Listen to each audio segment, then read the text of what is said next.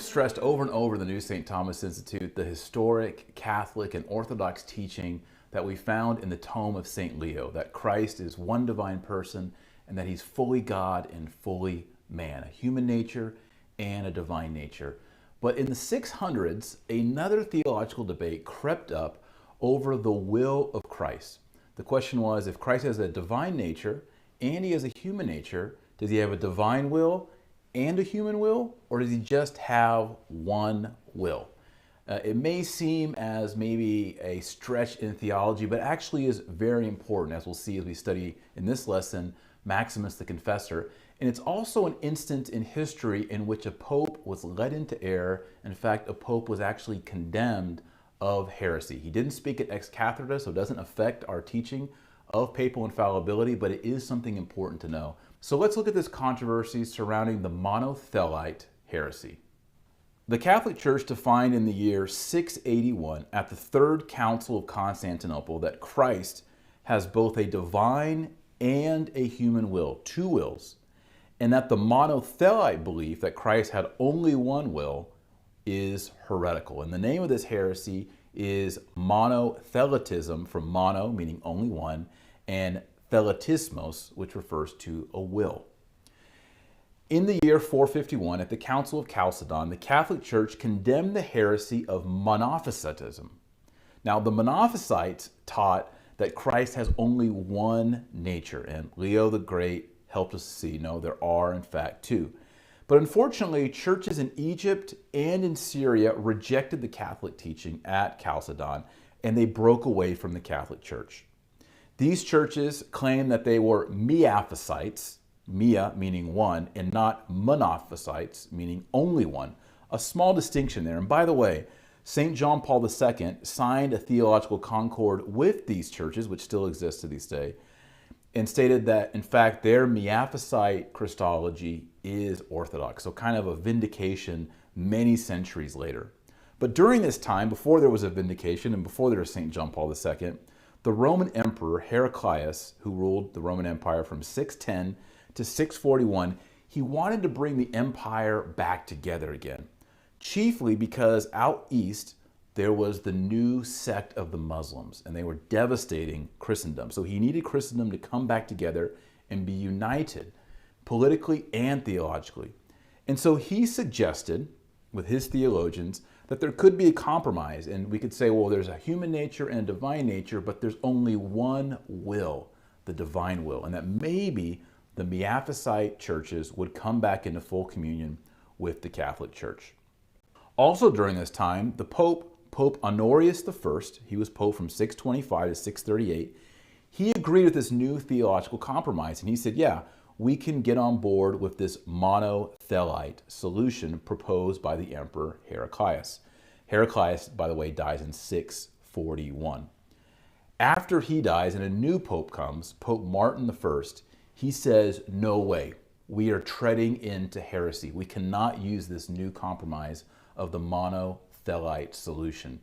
There is one divine will in Christ and one human will, and we have to defend this. Well, the new Roman Emperor, Theodore I, did not appreciate Pope Martin's insistence against the monothelite solution. And so he abducted the Pope, imprisoned him, tortured him, and martyred him in the year 655. By the way, this is the last Pope who has been martyred, was Pope Martin. And he was martyred over the issue of whether Christ has one will or two will. Meanwhile, the theologian St. Maximus the Confessor was teaching and writing convincingly of the error of the monothelite heresy. And he was gaining adherents, not only amongst the laity, but politically and amongst the bishops. And Maximus was summoned to Constantinople, where he was tried as a criminal by the emperor, and his tongue and his right hand were mutilated. Why? Because he was speaking against the monothelite heresy, and he was writing against the monothelite heresy. So they mutilated his tongue and his hand, and he was exiled, and he died in the year 662. So you can see how bad this is getting. So the next pope, Pope Agatho, called for an ecumenical council, and this is the third ecumenical council. It was held in Constantinople from 680 to 681, and it was here that the monothelite heresy was formally condemned as heretical. Also notably, as I mentioned at the beginning of this lesson, the previous pope, the one before Pope Martin, Pope Honorius I, at this council was condemned by the council with these words, quote, "And with these we define that there shall be expelled from the holy church of God and anathematized Honorius, who was sometime Pope of Old Rome, because of what we found written by him to Sergius, that in all respects he followed his view and confirmed his impious doctrines." And then again, quote, "To Honorius the heretic, anathema." Now, as I mentioned before, papal infallibility is not overturned by this event because Pope Honorius's heresy was found in a private letter to the Patriarch Sergius. So Honorius never went on record and said monothelitism is the true faith, it is orthodox. These were the private opinions of the Pope named Honorius. So you might hear Protestants, or you might even hear Eastern Orthodox people say, well, papal infallibility isn't true because of Pope Honorius. He was a pope and he was a heretic. We can say, no, it was a private opinion. It was private correspondence. He did not publicly mandate this error in the history of the church. So why is this important? Why were popes willing to die? Why was there a need for a council to discuss whether there was one will or two will? Well, it comes back to St. Maximus, the confessor. He's the one who had his hand and his tongue mutilated. St. Maximus the confessor taught that what is not assumed is not healed. What is not assumed, it is not healed. And what he means by this is we needed our bodies redeemed, and so Christ assumed the human nature with a body. We needed our souls redeemed, and so Christ assumed a human soul. We need our intellects redeemed, and so Christ assumed a human intellect. And ultimately, we need our will, our free will, redeemed, and therefore Christ assumed a human will.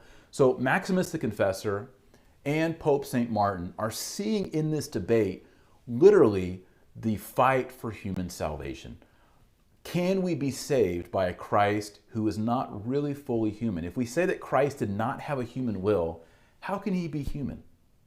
And so Pope Martin and St. Maximus are saying, no, Christ is fully human. And if we're going to defend what Pope Leo taught, that Christ is fully God and fully man, we need to say that, yes, Christ has a human free will, just like we do. And therefore, Christ can save our wills in his own person, united, divine nature, human nature, not mingled, not confused, but united in the person. So it really is an important doctrine in the history of salvation. It's Christological, but it's also soteriological, that is having to do with our salvation. Hey, thanks so much for being a member of the New St. Thomas Institute. God bless you, and we'll see you in the next theological lesson.